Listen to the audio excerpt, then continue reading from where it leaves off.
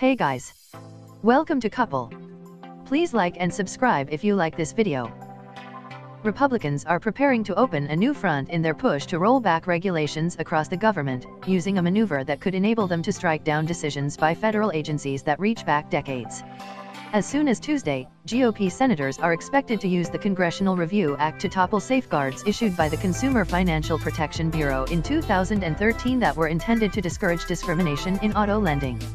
While Republicans in the Trump era have already taken advantage of the 1996 law to remove more than a dozen recently issued rules, this would be the first time that Congress will have used it to kill a regulatory policy that is several years old.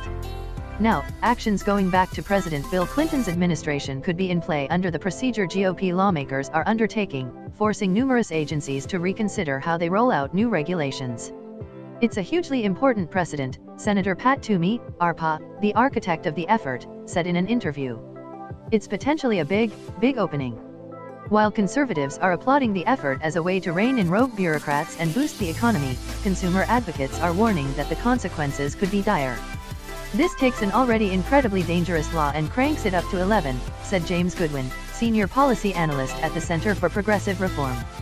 Republicans are leveraging two key provisions of the Congressional Review Act. They're again taking advantage of fast-track authority that allows a simple majority of the Senate to pass a resolution rolling back a rule if the vote occurs within a window that's open for no more than a few months. The provision enables senators to avoid a filibuster. But the more novel use lies in the law's requirement that federal agencies submit rules to Congress for their potential disapproval. Republicans have landed on a way to target a wide array of decisions, including regulatory guidance that haven't typically been implemented as formal rules under the Administrative Procedure Act.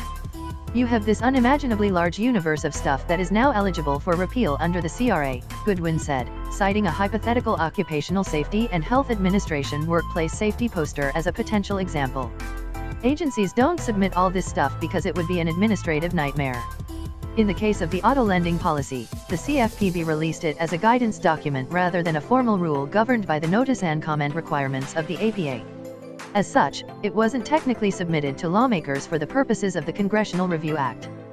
That means the clock for congressional review never started. That changed last year.